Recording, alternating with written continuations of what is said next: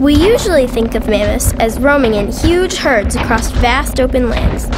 But some of them lived in the most restricted environments of all, islands. There, over tens of thousands of years, the process of evolution helped these giants to survive by shrinking them. How did they get to islands in the first place? Some just swam if the islands weren't too far away. Climate played a role too.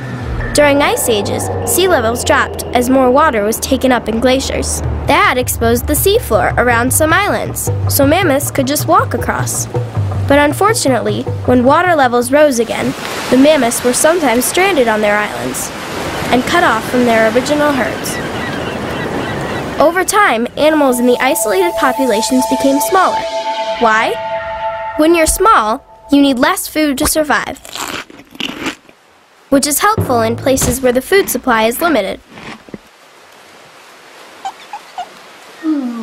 Being smaller also makes you nimbler, good for climbing steep slopes to find food.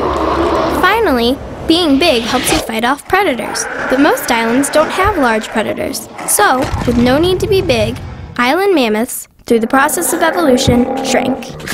And mammoths weren't the only ones. Other proboscideans, such as pygmy elephants in the Mediterranean islands, pygmy stegodons in Indonesia, and pygmy Asian elephants in Borneo today, all shrank when isolated on islands. In fact, many kinds of animals all over the world have distinct species that resulted from this island dwarfism. And so, the great big powerful mammoth provides us with a small but mighty example in the pygmy mammoth of how species adapt to changing environments through the process of evolution.